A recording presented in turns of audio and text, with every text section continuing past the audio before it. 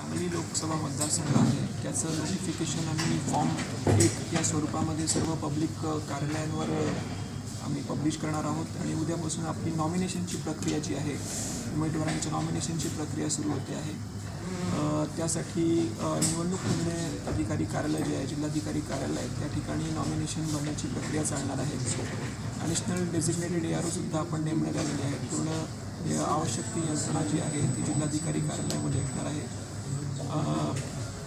जे नॉमिनेशन भरत असताना नियम आदर्श आचारसंहितेअंतर्गत जे नियम पाळायचे आहेत म्हणजे 100 मीटरच्या आतमध्ये केवळ 3 व्हेकल्सला परमिशन देणे, तसेच RO कडे फॉर्म जेव्हा सबमिट करतो आहोत RO ऑफिसमध्ये तेव्हा मॅक्झिमम 5 लोक असणे या नियमांचं कडक पालन करण्याच्या आम्ही आमच्या सर्व संबंधित यंत्रणांना सूचना दिलेल्या आहेत। आपल्यामार्फतही मला सर्व येणारे जे कोणी उमेदवार असतील त्यांना आव्हान राहणार आहे की याचं आपणही पालन करावं।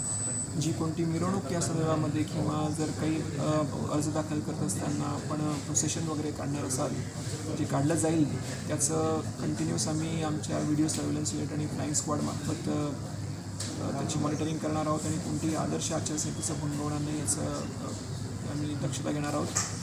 DYSP दर्जाचे अधिकारी जे आहेत त्यांच्या मार्गदर्शनाखाली इथे पोलीस बंदोबस्त लावण्यासाठी आम्ही SP ना कळवलेलं आहे। इथे फॉर्म भरून घेण्यासाठी RO कार्यालयामध्ये आम्ही उमेदवारांना सुद्धा मदत करण्यासाठी म्हणून आवश्यक ती यंत्रणा ठेवलेली आहे। जे नवीन फॉर्म्स आहेत नॉमिनेशन फॉर्म्स आणि नवीन फॉर्म 26 जो आलेला आहे ते आमच्या जिल्हाधिकारी कार्यालयावर जर कोणा उमेदवाराला हवे असतील तर ते CAच्या वेबसाईटवरनं त्याचबरोबर जिल्हाधिकारी कार्यालयामधनं 11 ते 3 या कालावधीमध्ये घेऊ शकतात।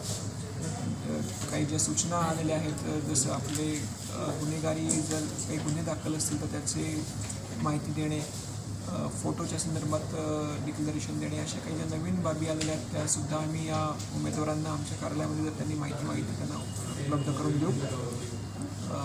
पूर्ण प्रशासन हे उद्यापासून नोटिफिकेशन जारी झाल्यापासून नॉमिनेशनच्या प्रक्रियेसाठी आम्ही सज्ज आहोत।